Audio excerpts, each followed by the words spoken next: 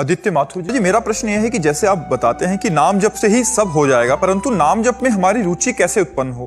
ये कैसे हो पाएगा कि हृदय से नाम भजन न होए संग बिनु, भजन बिना नहीं प्रेम, छिनहु भजन न छाड़िए, धरिए या ध्रुनेम। यदि भजनानंदी संत महात्माओं का संग हो, सत्संग हो, तो हमें रोज उसकी महिमा सुनने को मिले। हमें तो अगर रोज आप यहाँ नहीं आ सकते तो मोबाइल से तो सुन ही सकते हैं ना, तो हमारे अंदर रुचि पैदा होगी। जो हम सुनते हैं वही मनन होता है। जो हमारी महत्व बुद्धि नाम में हो जाए, जैसे हम रास्ते में जा रहे हैं तो 5 रुपया पड़ा है, केवल 5 रुपया, हमारी महत्व बुद्धि तो पैर रुक जाएंगे कि नहीं रुक जाए, मन रुक जाएगा कि नहीं रुक जाएगा। अच्छा, आप लांग के चले जाओ तो मन बार बार चिंतन करेगा कि नहीं करेगा, 5 रुपए का करेगा। और कहीं 500 का पड़ा है तो झुक के उठाने की इच्छा आ जाएगी। तो रुपए में महत्व बुद्धि है तो देखो हमारा मन उसमें लग गया। अगर हमारी मन की वृत्ति धन रूप मानकर भगवान के नाम में लग जाए कि परम धन राधा नाम आधार, भगवान के नाम के बड़ा बल कोई नहीं, भगवान के नाम से बड़ा कोई ज्ञान नहीं, भगवान के नाम से बड़ी कोई संपत्ति नहीं, भगवान के नाम से बढ़कर कोई साधना नहीं, भगवान के नाम से बढ़कर कोई पुण्य नहीं, भगवान के नाम से बढ़कर के कुछ नहीं। भगवान भी दूसरे नंबर पर है, पहले भगवान का नाम है। भगवान से बड़ा भगवान का नाम है। भगवान ने तो अवतार के समय कुछ को ही तारा, नाम ने तो करोड़ों को तारा, असंख्यों को तारा और तारते रहेगा और तार रहा है। इसलिए हम जब सत्संग सुनते हैं और नाम की महिमा सुनते हैं तब हमारी नाम में रुचि बढ़ती है। इसलिए प्रथम भगति संतन कर संगा, पहली भक्ति है संतों का संग करें और शास्त्रों का स्वाध्याय करें। जो नाम महिमा से भरे हुए शास्त्र हैं, श्रीमद् भागवत है, रामचरितमानस है और नाम महिमा की छोटी छोटी पुस्तिकाएं गीता प्रेस से निकली हुई हैं, आप उनको ले लीजिए और उनको पढ़िए। तो नाम में जब हमारी महिमा वाली बुद्धि हो जाए तब हमारा नाम में रुचि बढ़ती है।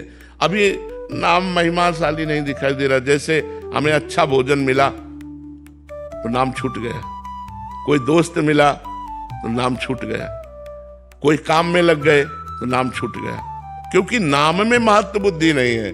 अगर नाम में महत्व बुद्धि हो तो दोस्त से बात करते हुए भी अंदर चलता रहेगा राधा, बात भी करेंगे और बीच बीच में राधा राधा भी बोलने लगेगा, कब ये बात बंद करे यार, मेरा नाम छूट रहा है। जब नाम का महत्व तब समझा जाए जब त्रिभुवन की राज्य लक्ष्मी देने पर, त्रिभुवन की, भारत के अकेले नहीं, अमेरिका के अकेले नहीं, त्रिभुवन की, ब्रह्मलोक तक का वैभव दिया जाए और कहा जाए आधे पल के लिए नाम छोड़ दो, और नाम ना छोड़े, तब समझो कि वो महाभागवत नाम के महत्व को जान गए। तो जब हम नाम की महिमा सुनते हैं तब हमारा मन उत्साहित होता है नाम जपने को। तो हम रोज सत्संग सुने।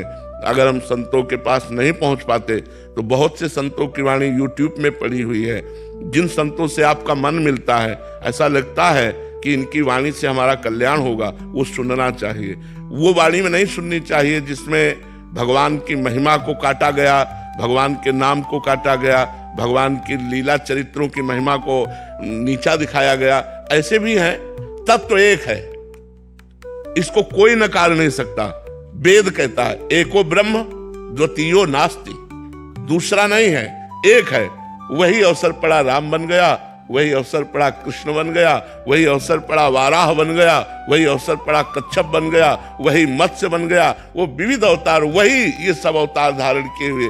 ये जो एक दूसरे की कटिंग करते हैं, एक दूसरे की निंदा करते हैं, ये घोर अज्ञानी है, ये नरकगामी है। कोई भी हो, हम उच्च स्वर से कह रहे हैं, क्योंकि वेद जो कहता है वही सबके लिए माननीय है। परमात्मा एक है, उसके रूप अनेक हैं। अगर अपने ही परमात्मा की तुम मान्यता करके परमात्मा के दूसरे रूप की निंदा करते हो तो तुम नरकगामी होगे, तुम अपराधी हो, तुम्हें ज्ञान नहीं इस बात का। वही सब रूपों में विराजमान है, एक ब्रह्म ही है, वो अनेक रूपों में व्याप्त है। अनेक को एक में, एक को अनेक में जिसने देख लिया वही सच्चा ज्ञानी है। यो माम पश्यति सर्वत्र सर्वम च मयि पश्यति तस्याहम न प्रणश्यामि सच में न प्रणश्यति। जो सर्वत्र मुझको देखता है और मुझ में सबको देखता है, मैं कभी उससे बिलग नहीं रहता, भगवान ने कहा। तो ये जब तक सच्चा शास्त्रों का ज्ञान नहीं होता तो एक दूसरे की निंदा करते रहते हैं। तो हमको ये भी देखना है कि हमें सच्चे महात्माओं के प्रवचन सुनने हैं। सच्चे महात्माओं का लक्षण, जिनको धन की चाह नहीं है, जिनको मान की चाह नहीं है, जिनको स्त्री का आकर्षण नहीं है, जो एकमात्र भगवान में स्थित है, उनकी वाणी सुननी चाहिए। जो धन के लिए, मान के लिए, भोगों के लिए, तो जागतिक ही है, केवल भगवान की आड़ में अपनी वासनाओं का पोषण कर रहा है। वो किसी भी वेश में हो, कोई भी हो, इससे कोई मतलब नहीं।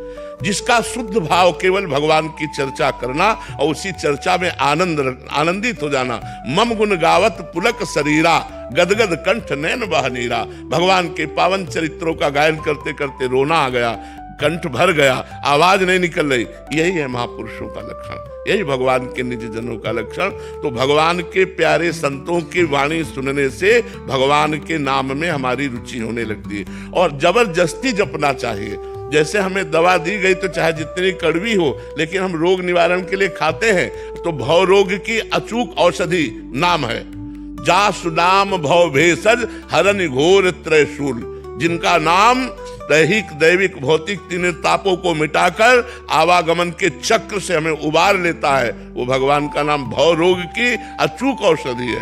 जा सुनाम भव भेषज, भेषज माने औषधि, भव माने संसार के आवागमन चक्र से मुक्त करने की औषधि है भगवान का नाम। खूब नाम जप करो, बार बार सत्संग सुनो, तो हमारी नाम में रुचि हो जाएगी।